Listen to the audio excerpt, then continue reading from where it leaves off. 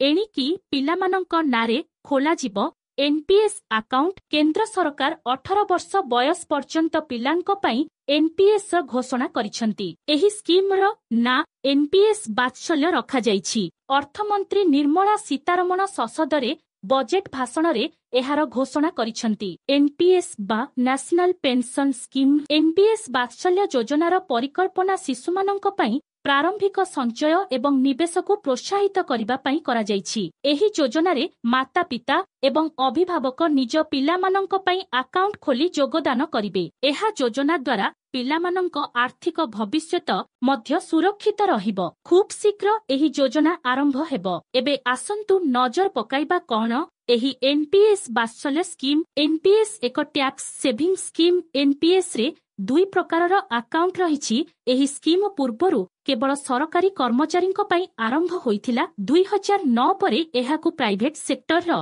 कर्मचारींक पई आरंभ करा जाइथिला। माता पिता निज पिलांक नारे एनपीएस अकाउंट खोली परिबे। पिलांक बयस 18 हेबा परे अकाउंट नियमित एनपीएस से परिवर्तित होइजिबो। 18 रु 60 वर्ष वयस्क व्यक्ति निजर एनपीएस अकाउंट देशर कोनोसी बैंक रे खोली परिबे। 60 वर्ष परे निवेशकंकु राशिर किछि अस मिली थाए आउ द्वितीय अस भाबे पेंशन मिली थाए। एपर्यंत कोनोसी अप्राप्त वयस्क एही योजना रे निवेश करि पारु नथिले। एबे वात्सल्य नारे पिलामानंकर अकाउंट खोली परिबे माता पिता। एही योजना रे टियर 1 और टियर 2 आधार रे निवेश करा जाई परिबो। टियर 1 को रिटायरमेंट अकाउंट एवं टियर 2 को वॉल्यूंटियर अकाउंट कुहा जाई। रिटायरमेंट अकाउंट रे सर्वनिम्न 500 टंका निवेश करि हेबो। वॉल्यूंटियर अकाउंट रे सर्वनिम्न 1000 टंका निवेश करि परिबे।